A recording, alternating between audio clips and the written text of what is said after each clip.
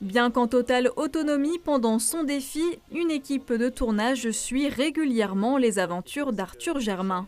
Ouais, c'est entre le moment où je commence à ranger et le moment où je pars, en général, il se passe bien une demi-heure, trois quarts d'heure. Le jeune Parisien de 20 ans a commencé la descente de la Seine à la nage il y a une dizaine de jours. Parti des environs de Dijon, il traverse actuellement le département de l'Aube. J'ai passé les 100 km en même temps que je suis arrivé dans l'Aube.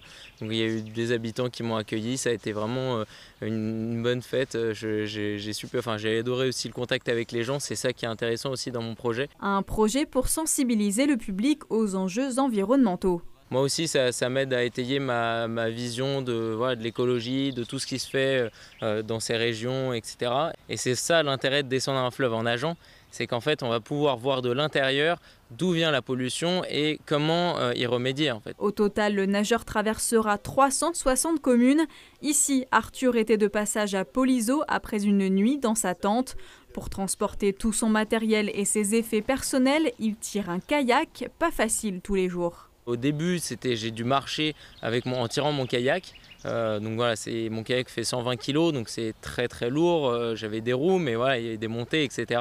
Quand il y a eu assez d'eau pour que je puisse me mettre à l'eau, au bout d'une trentaine de kilomètres, j'ai eu plein d'arbres, parce qu'il y a une maladie des frênes en Côte d'Or.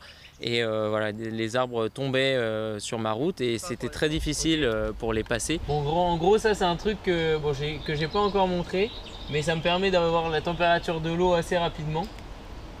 Et c'est hyper important pour moi parce que ça me permet de savoir combien de temps je peux rester dans l'eau. Là, elle est à 13, là où je nage. Et voilà, 13 degrés, c'est quand même assez froid, surtout quand je dois faire 15 km par jour. Pour affronter toutes ces difficultés, Arthur Germain a dû se préparer physiquement et mentalement pendant 1 an et demi, essentiel pour tenir 52 jours. Je fais attention à ce que je mange, je suis suivi par une naturopathe, je suis suivi par un médecin, j'ai fait des analyses sanguines et puis surtout j'ai beaucoup nagé. Je me suis aussi entraîné à vivre dans la nature. J'ai dû savoir quel matériel emmener avec moi. La préparation a été une énorme étape, on va dire, de ce projet-là. Prochaines étapes à Nogent-sur-Seine le 22 juin, Paris le 3 juillet, puis Le Havre, sa destination finale, le 28 juillet.